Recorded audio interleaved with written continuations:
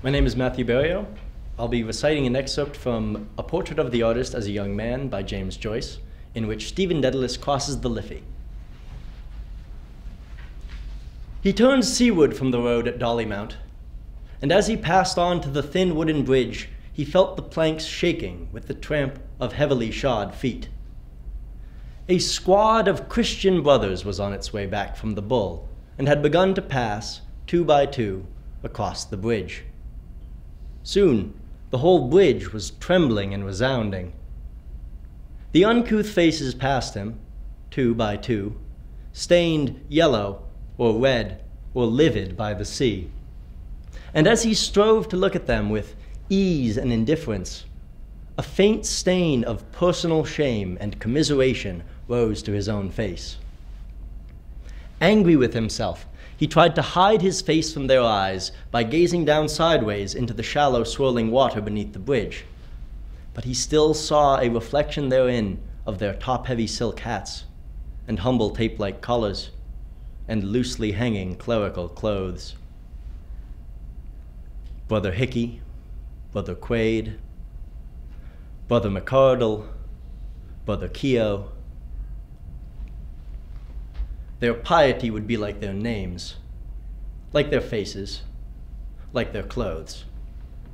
And it was idle for him to tell himself that their humble and contrite hearts, it might be, paid a far richer tribute of devotion than his had ever been, a gift tenfold more acceptable than his elaborate adoration.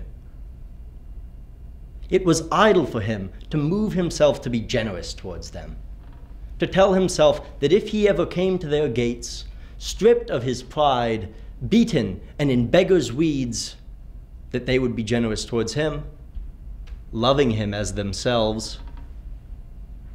Idle and embittering, finally, to argue against his own dispassionate certitude that the commandment of love bade us not to love our neighbor as ourselves with the same amount and intensity of love, but to love him as ourselves with the same kind of love. He drew forth a phrase from his treasure and spoke it softly to himself. A day of dappled sea-born clouds. The phrase and the day and the scene harmonized into a chord. Words. Was it their colors? He allowed them to glow and fade, hue after hue. Sunrise gold, the russet and green of apple orchards, azure of waves, the gray fringed fleece of clouds.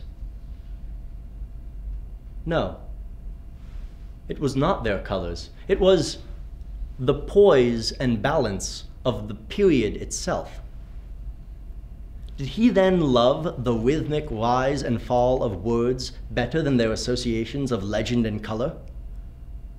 Or was it that, being as weak of sight as he was shy of mind, he drew less pleasure from the reflection of the glowing, sensible world through the prism of a language many-colored and richly storied, than from the contemplation of an inner world, of individual emotions mirrored perfectly in a lucid, supple, periodic prose.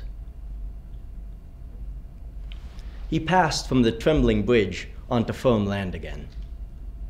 At that instant, as it seemed to him, the air was chilled, and looking askance toward the water, he saw a flying squall darkening and crisping suddenly the tide.